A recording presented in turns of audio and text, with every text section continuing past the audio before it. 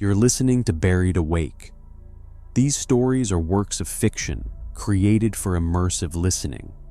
If you're here to relax or to be unsettled, you're in the right place. I travel a lot for work, not the glamorous kind of travel people imagine, just cheap trains, budget hotels, and cities that blur together after a while. I don't usually remember where I stayed. Rooms are rooms. Hallways are hallways. Elevators smell faintly of cleaner and old carpet. Nothing sticks. That's why I remember this one. I arrived just after midnight. The train had been delayed twice, and by the time I stepped out into the cold air, the station was almost empty. The city itself felt half asleep, streets quiet in that unnatural way that only happens when everyone has already gone home. The hotel was only a few blocks away, old but not abandoned. The sign still glowed, though one letter flickered every few seconds like it couldn't decide whether to stay lit. Inside, the lobby was warm and dim. Yellow lights, thick carpet, a front desk that looked like it hadn't been replaced since the 70s. The woman behind it didn't look up right away when I approached. She was typing slowly, methodically, like she was copying something rather than writing freely. When she finally glanced up, she smiled. "Checking in?" she asked. I nodded, gave my name. She didn't ask for ID, didn't ask for a credit card. She just tapped a few more keys and slid a card across the counter. "Room 1107, she said. I hesitated for half a second. "Isn't that a high floor?" Her smile didn't change. "The elevator will take you there." That should have been my first sign. The elevator was old but clean. Brass doors, a mirrored back wall that reflected me looking more tired than I felt. The buttons ran from 1 to 10. That's it, no 11. I frowned, leaned closer. Maybe I was missing something. The doors started to close. "Wait," I said, reaching out. They slid shut anyway. The elevator began to move. At first, I assumed it was stopping at 10, and the room number was wrong. Hotels mess things up all the time. I watched the indicator above the door as the numbers lit up one by one. 1, 2, 3. The ride felt longer than it should have. The hum of the motor deepened slightly, like the elevator was working harder than normal. By the time it reached 8, my ears popped. 9, 10. The elevator didn't stop. The number stayed lit, but the movement continued. I felt the slight pressure shift in my stomach, the same sensation you get when dropping lower than expected. Then the indicator flickered. For a brief moment, the display went dark. When it came back on, it showed 11. I stared at it, my reflection staring back just as confused. The elevator slowed and stopped. The doors opened. I stepped out onto a hallway that immediately felt wrong. The carpet was the same pattern as the lobby, but darker, worn thin in places like it had been walked over far more than the rest of the building. The lights overhead buzzed faintly, casting long, uneven shadows that stretched too far down the corridor. The air smelled stale, not moldy, not rotten, just old, like a space that hadn't been opened in a very long time. The hallway stretched in both directions farther than seemed possible for a building this size. I checked my keycard again. Room 1107. The numbers on the doors were brass, slightly tarnished. 1101, 1102, 1103. So far, so normal. But as I walked, I noticed something else. There was no sound, no distant TV noise, no footsteps, no elevator ding, just the soft whisper of my shoes against the carpet and the low hum of the lights overhead.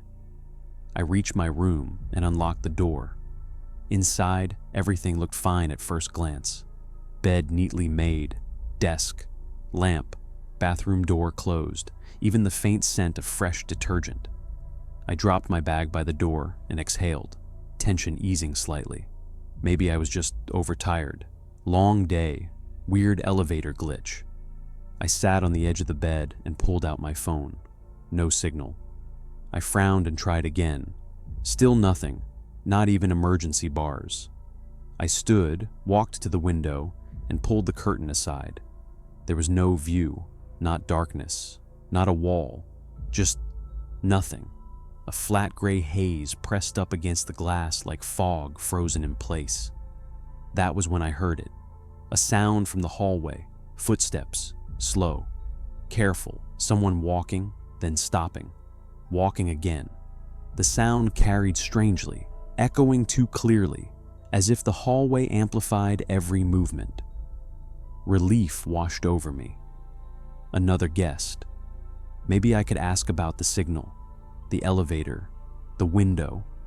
I opened the door and stepped back into the hall. The hallway was empty. The footsteps stopped the moment I looked. I stood there for several seconds, listening. Nothing. I told myself it was someone turning into another corridor. Old buildings carried sound, oddly. I closed the door and locked it. That night, I didn't sleep well. I kept waking up with the sense that someone was standing just outside the door, not knocking, not trying the handle, just standing there, listening. Each time I opened the door, the hallway was empty. By morning, my nerves were shot. I decided to check out early. I packed quickly and left the room, heading straight for the elevator. When I pressed the call button, nothing happened. I pressed it again, harder, still nothing. I turned to the stairs. There were no stairs. Where the stairwell should have been was a solid wall, wallpapered seamlessly like it had never existed. My heart began to race. I walked faster down the hallway, searching for another elevator, another exit. The corridor seemed longer now, stretching farther with each step, doors repeating numbers I'd already passed. 1107, 1108, 1109. I stopped, turned around. The numbers behind me were the same. That was when I heard the footsteps again. This time, they didn't stop. They were closer, and layered beneath them was something else. A second sound, dragging, slow, heavy, like something being pulled across carpet by someone who didn't care about the noise. I didn't wait to see what was making it. I ran. I ran hard enough that my lungs burned almost immediately. The hallway blurred as I sprinted past door after door, the same beige wallpaper, the same buzzing lights. But the corridor wasn't behaving like a normal corridor. It didn't narrow, didn't bend. It just kept going, like a straight line that refused to end. Behind me, the footsteps stayed steady. Not fast, not panicked, patient. The dragging sound followed too, slow, deliberate, like something heavy being pulled with no effort at all. Every few seconds it scraped louder, as if whatever was dragging it was gaining on me without needing to run. I risked one glance over my shoulder. I wish I hadn't. There was something in the far distance behind me, right where the light grew thin. Not a person, not shaped correctly. It stood too still and too tall, like a silhouette cut from darkness and pushed upright. Its head seemed tilted slightly, and for a split second I thought I could see it moving, not walking but sliding, as if the carpet offered no resistance. I snapped my eyes forward and ran harder. The worst part was the silence. No alarms, no voices shouting, no doors opening in surprise, no staff appearing from anywhere. The entire floor felt sealed, isolated from the rest of the world, like it wasn't part of the hotel at all. I rounded a corner that I swear hadn't been there before, and that's when I saw the first person. A man stood in the hallway, facing a door as if waiting for it to open. He wore a wrinkled suit, the kind you'd wear to a funeral or a courthouse. His shoulders were hunched, and his right hand was clenched around something small, maybe a key, maybe a coin. I skidded to a stop, startled more by the sudden presence than anything. "Hey," I blurted, "do you know where—" He turned his head toward me, and I stopped speaking. His eyes were open, but they weren't focused on me. They weren't focused on anything. They looked cloudy, like marbles held in place by thin muscle that had forgotten how to move. He took a shallow breath that sounded wet. Then his mouth opened, and he spoke in a voice that didn't match the room. "Don't knock," he whispered. I stared. "What?" He lifted his hand and pointed slowly toward a door behind him. The brass number plate read 1113. "Don't knock," he said again, louder this time, like he needed me to understand. "If you knock, it knows you're awake." I felt my skin prickle. I glanced down the hallway behind me. The dragging had stopped. The footsteps had stopped too, but I could feel something there, in the air, like pressure building. I turned back to the man. "What is this place?" His expression didn't change. If anything, his face looked more strained, like it was taking effort for him to stay upright. "It's not a floor," he murmured. "It's a holding." A faint sound came from inside the room behind him. Not a voice, not movement, a soft, rhythmic tapping, like fingernails on wood. The man's jaw tightened. "Don't look at the peephole," he said, suddenly urgent. "Don't, even if you hear your name." I swallowed.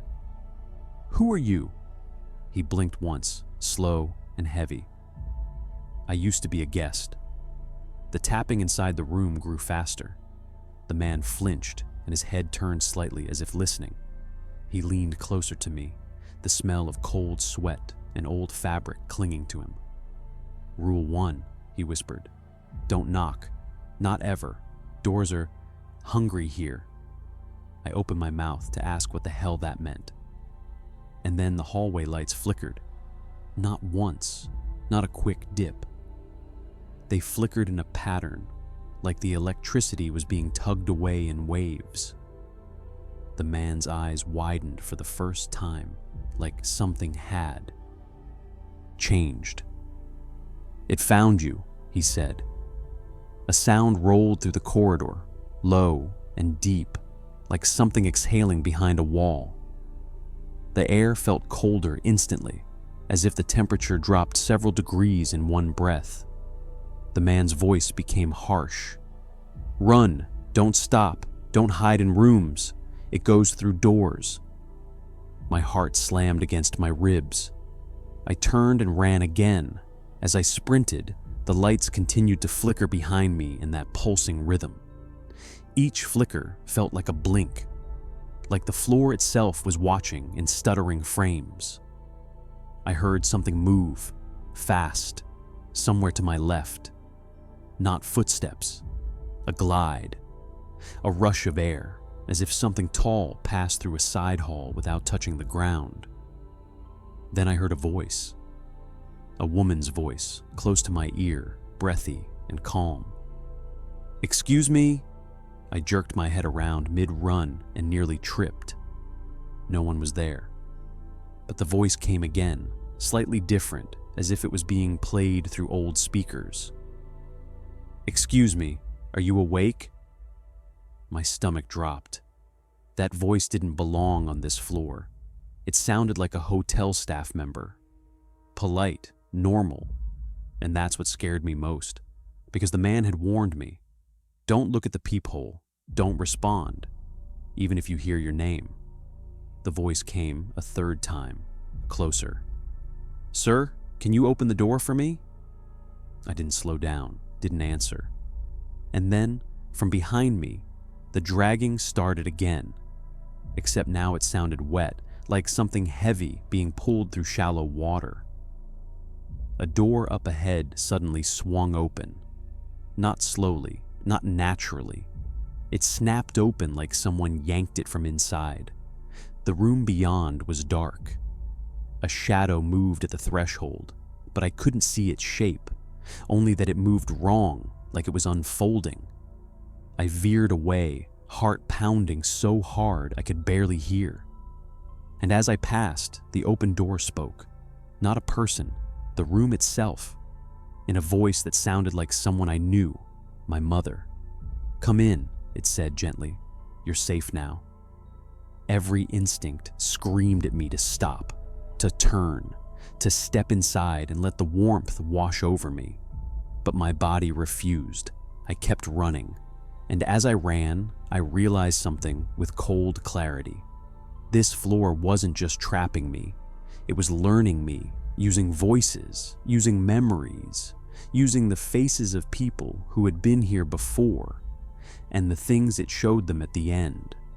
The hallway ended without warning, not in a corner or a doorway, but in a flat wall of stained wallpaper, like the corridor had simply decided it was done pretending to be real. I slammed to a stop inches from it, chest heaving, palms slick with sweat. There was no turn, no door, no exit sign. Behind me, the dragging sound slowed, not stopped, slowed. I spun around, panic clawing up my throat. The hallway I'd just run through was gone. In its place was a service corridor, narrower, dimmer, with exposed pipes running along the ceiling. The carpet had been replaced with cracked linoleum, yellowed with age. A faint hum came from somewhere deep inside the walls, like machinery running without purpose. A sign hung crookedly above the entrance. Authorized personnel only. The letters were peeling, as if the sign itself had been moved through too many places. I didn't remember turning. I didn't remember choosing this path. But the dragging sound was closer now, scraping steadily toward me from somewhere I couldn't see. I stepped into the service corridor. The air changed immediately, thicker, stale. It smelled faintly of bleach and rust, like an old hospital basement. The lights overhead were smaller and flickered unevenly, some barely glowing at all. The hallway stretched ahead, straight and tight, lined with unmarked doors. No numbers, no peepholes, just metal handles and chipped paint. I moved slowly, listening. The dragging didn't follow me inside. That was worse. I reached the first door and rested my ear against it. Nothing. The second door. A muffled sob. I recoiled instinctively. The sound was unmistakable. Someone crying, breath hitching, voice breaking, as if they were trying not to be heard. "Hello?" I whispered. The sobbing stopped instantly. Then the door handle rattled. Hard. I stumbled back just as the handle twisted violently, slamming against the stop. Whatever was on the other side pushed once, twice, 3 times, the metal shrieking as it strained. I backed away, heart hammering. The handle went still. A second passed. Then a calm voice spoke through the door. "You don't have clearance." The words were flat, rehearsed, like a recorded message. "I've been waiting a long time," the voice continued. "Please knock." I shook my head, stepping back. "No," I whispered. "No, no." The door fell silent. As I turned away, I noticed something carved into the wall beside it. Deep gouges, like someone had scraped at the surface with. Fingernails until they bled. Below the marks, someone had etched a message. "Don't answer them." My throat tightened. I moved farther down the corridor, every nerve on edge. Each door I passed seemed to breathe. Some vibrated faintly, others felt unnaturally cold, radiating chill through the air. Halfway down, I heard footsteps, not dragging, walking, measured, deliberate. I froze. The footsteps echoed from behind me, slow and heavy, accompanied by the faint creak of joints moving under strain.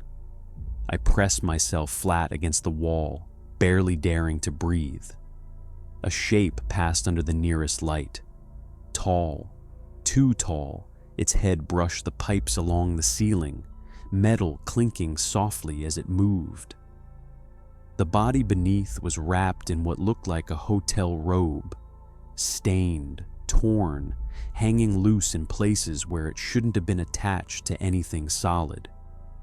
Its face never came fully into the light, but as it passed, I saw the edge of its mouth, stretched too wide, smiling. It stopped at one of the doors, the one with the crying. It raised a long arm and knocked, once. The sound echoed painfully loud in the narrow corridor. From inside the room came frantic movement, hands pounding, a scream muffled and desperate. The door opened. I didn't see what happened next. I heard it, wet tearing, a sound like fabric ripping, followed by a choking gurgle that cut off abruptly. Then silence. The door closed on its own. The thing turned its head slightly, not toward me, toward the far end of the corridor, like it was listening for something else. For me. I waited until my legs trembled, until my breath felt like fire in my chest. Then I ran. The corridor ended in a metal door marked Service Elevator. I slammed into the button panel. Nothing, no lights, no sound. The footsteps behind me resumed. Faster now. I yanked at the handle. Locked. The lights overhead flickered violently, plunging the corridor into darkness for a split second at a time. In the flashes, I caught glimpses of movement. Too many limbs shifting positions, closing the distance. The panel beside the door sparked. A single button flickered to life. B2. I hit it. The elevator groaned. The footsteps were right behind me now. I could feel the air move as something massive passed inches from my back. The door slid open. I dove inside and slammed my fist against the panel. The doors began to close. A hand shot out. Long fingers, skin stretched tight over bone, nails blackened and cracked, pressed into the narrowing gap. The doors shuddered. For a moment, I thought they'd reopen. Then the elevator lurched downward. The hand slid away. The doors sealed. I collapsed against the wall, gasping, the elevator rattling violently as it descended far faster than any normal elevator should. The floor indicator didn't show numbers. It showed words.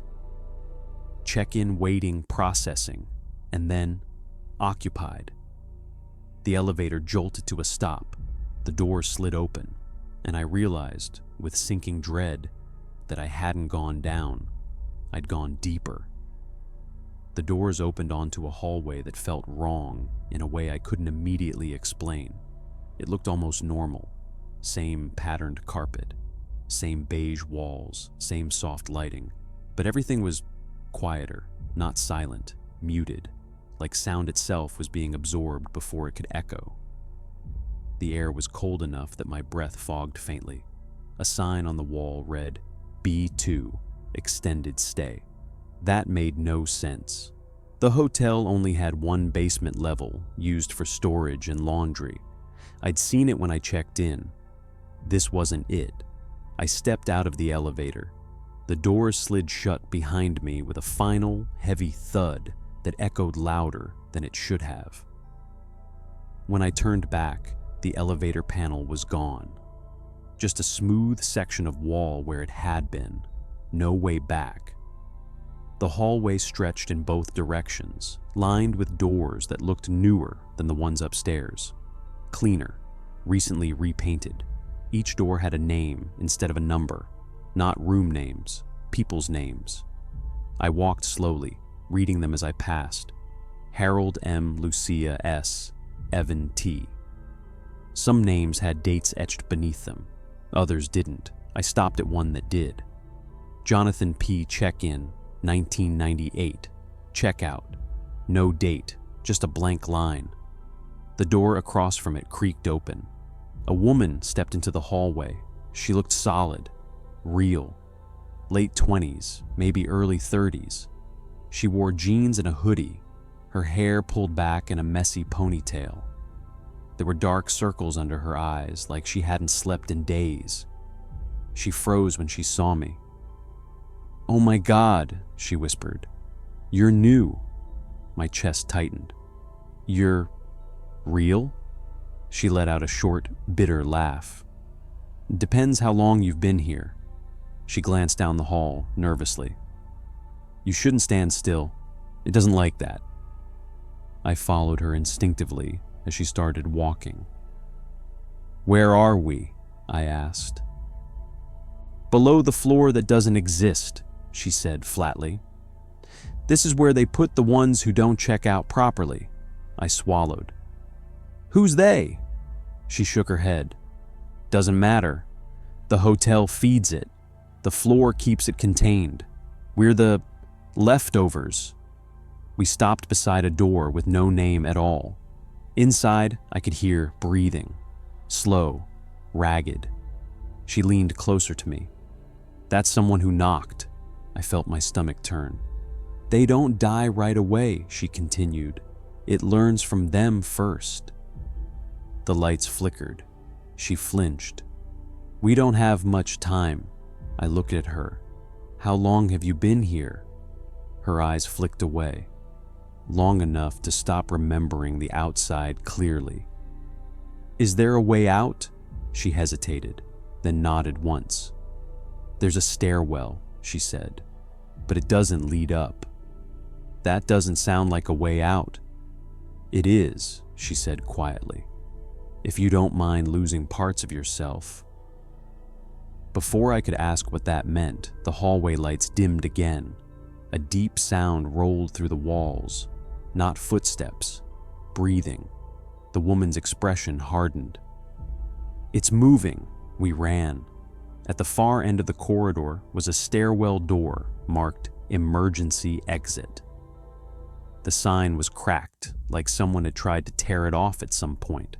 She threw it open. The stairs spiraled downward into darkness. As we descended, I noticed something carved into the concrete walls.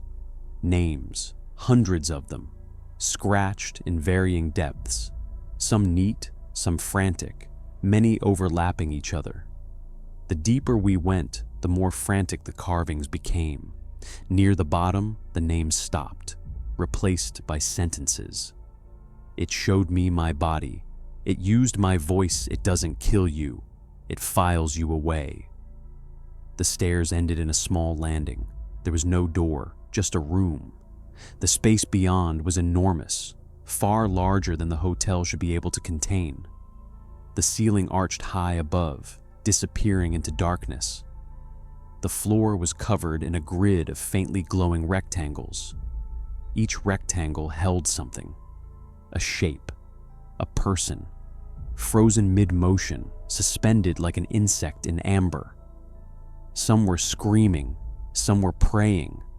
Some looked calm in a way that terrified me more than the others. The woman stopped at the threshold. "This is where it keeps what it takes," she said. "The floor above is just the filter." I stared in horror as one of the shapes twitched. Just slightly. My heart pounded. "They're alive. Parts of them are," she replied. "Enough to remember." A sound rose behind us, that dragging scrape. The woman turned to me, eyes wide. "Listen carefully." She grabbed my arm, nails digging into my skin. "It can't take you if you don't finish checking in." "What does that mean?" "You never gave it your name," she said. "That's why you've lasted this long." The scrape grew louder, closer. She shoved me backward. "Run!" she shouted. "And don't ever look back." I stumbled, catching myself, then turned. And she was gone. The room was empty. the frozen figures remained. And behind me, something exhaled. I ran. I don't remember deciding to. My body moved before my thoughts caught up, feet slamming against concrete as the stairwell seemed to stretch and twist beneath me. The lights above flickered violently now, strobing in uneven pulses, each flash revealing more of the carvings in the walls. The names weren't just scratched anymore. They were pressed into the concrete, like someone had been pushed into the wall hard enough to leave an impression. The sound behind me wasn't footsteps. It was wrong to even call it movement. It was more like the space itself was being dragged forward, folding inward as something passed through it. The air grew thick, heavy, pressing against my chest with every breath. I didn't look back. I remembered what she said. Don't ever look back. The stairwell ended abruptly. I burst through a door and stumbled into a hallway that looked normal. Carpet, wallpaper, soft yellow lights, room numbers. For a split second, relief washed over me so hard my knees nearly gave out. I was back. I staggered forward, heart hammering, and checked the nearest door. 312. My floor. I rushed to my room, fumbling the key card so badly I dropped it twice before it finally worked. The door clicked open, and I slammed it shut behind me, throwing the deadbolt and chain in place. I stood there shaking, listening. Nothing. No breathing. No dragging. No scrape. Just the faint hum of the building. I sank onto the bed, trying to convince myself it was over, that I had imagined everything. That exhaustion and stress had finally broken something in my brain. My phone buzzed on the nightstand. A message. Unknown number. I stared at it for a long time before picking it up. Did you enjoy your extended stay? My throat went dry. I typed back with trembling fingers. Who is this? The response came instantly. You checked in without checking out. Another buzz. That creates a vacancy. The lights in the room dimmed slightly. Just a flicker. I jumped up, backing toward the door. Another message appeared. Housekeeping is on the way. That's when I noticed the smell. That same cold, metallic scent from the hallway below. From the doors with names. From the room full of frozen people. The bathroom light turned on by itself. I heard water running. Slow footsteps crossed the carpet behind me. Not heavy, measured, patient. I squeezed my eyes shut and shouted, "I'm leaving!" The footsteps stopped. The phone buzzed one last time. Checkout is optional. Integration is not. Something brushed my shoulder. Not a hand, not flesh. Pressure. Like being leaned against by a wall that wasn't there a moment ago. My vision blurred. The room stretched, bending inward at the corners. And just before everything went dark, I realized the truth. The hotel didn't trap people. It processed them. And the floor that shouldn't exist wasn't beneath the building. It was inside it. I woke up in my own bed. Sunlight streamed through my window. My phone was on the charger. No messages, no missed calls.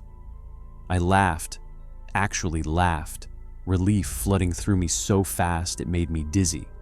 It was a dream. It had to be. I got dressed, grabbed my bag, and headed for the door. As I reached for the handle, something caught my eye. A small card resting on the dresser. White, clean, printed neatly in black ink. Thank you for staying with us. We hope you enjoyed your extended visit. There was no return address, just a faint indentation on the back. A name. My name. And beneath it, no checkout date. If you made it this far, thank you for listening. If stories like this keep you awake at night, consider subscribing to Buried Awake. New stories arrive every week, and once you start noticing the patterns, it's hard to look away.